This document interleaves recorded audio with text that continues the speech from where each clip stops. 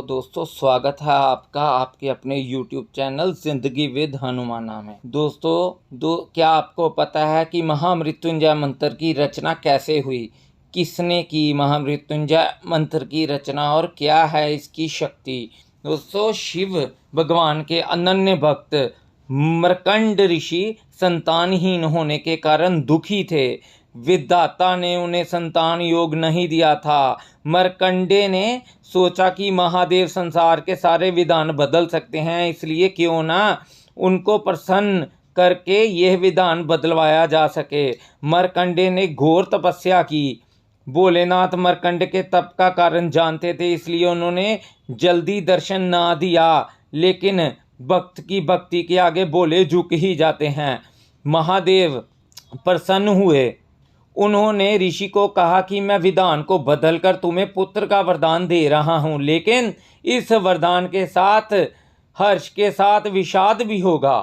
भोलेनाथ के वरदान से मर्कंड को पुत्र हुआ, जिसका नाम मार्कंडे रखा गया। ज्योतिषों ने मार्कंड को बताया कि यह विलक्षण बालक अल्पायु है, इसकी उम्र केवल 12 वर्ष की है। ऋषि का हर्ष विषाद में बदल गया। मर्कंड ने अपनी पत्नी को बताया, जिस ईश्वर की कृपा से संतान हुई है वही बोले इसकी रक्षा करेंगे। भाग्य को बदल देना उनके लिए बहुत आसान काम है। मार्कंडे बड़े होने लगे तो पिता ने उन्हें शिव मंत्र की दीक्षा दी। मार्कंडे की माता बालक के उम्र बढ़ने से चिंतित रहती थी। उन्होंने मार्कंडे को अल्पायु होने की बात बता दी।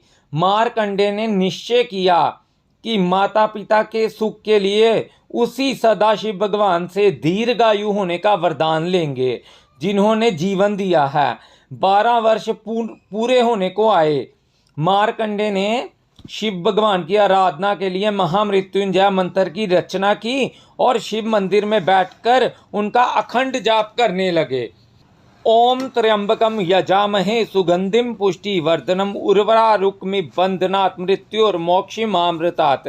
समय पूरा होने पर यमदूत उन्हें लेने आए। यमदूतों ने देखा कि बालक महाकाल की आराधना कर रहा है, तो उन्होंने थोड़ी देर प्रतीक्षा की। मार्कंडे ने अखंड जाप का संकल्प लिया था। यमदूतों का मार्कंडे को छूने का साहस ना हुआ और वापस यमलोक लौट गए। उन्होंने यमराज को बताया कि वे बालक तक पहुंचने का साहस नहीं कर पाए। इस पर यमराज ने कहा कि मार्कंड के पुत्र को मैं स्वयं लेने आऊँगा। यमराज मार्कंडे के पास पहुंच गए। बालक मार्कंडे ने यमराज को देखा तो जोर जोर से महामृत्युंजय मंत्र का जाप करते हुए शिवलिंग से लिपट गया। यमराज ने बालक को शिवलिंग से खींचकर ले जाने की चेष्टा की, तभी जोरदार हुंकार से मंदिर कांपने लगा। एक प्रचंड प्रकाश से यमराज की आंखें चुंधिया आ गई। शिवलिंग से स्वयं महाकाल प्रकट हुए और उन्होंने हाथों में त्रिशूल लेकर यमराज को सावधान किया और पूछा, तुमने मेरी साधना में लीन भक्त को खींचने का साहस कैसे किया? यमराज महाकाल के प्रचंड रूप से कांपने लगे।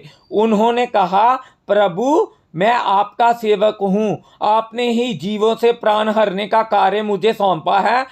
भगवान शिव का क्रोध कुछ शांत हुआ तो बोले, मैं अपने भक्त की स्तुति से प्रसन्न हूँ और मैंने इसे दीर्घायु होने का वरदान दिया है।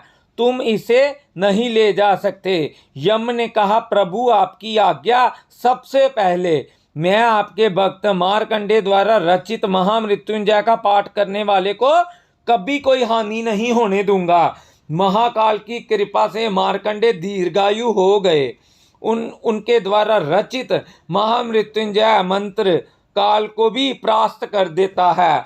तो महामृत्युंजय मंत्र के पीछे ये कहानी थी, इसलिए ये मंत्र रचा गया था। जय सीताराम। दोस्तों, कैसी लगी आपको ये जानकारी? अगर आपको अच्छी लगी आप और लोगों के साथ शेयर कर सकते हैं और चैनल को सब्सक्राइब करना मत भूलें। आप सबका बहुत बहुत धन्यवाद। जय महाकाल।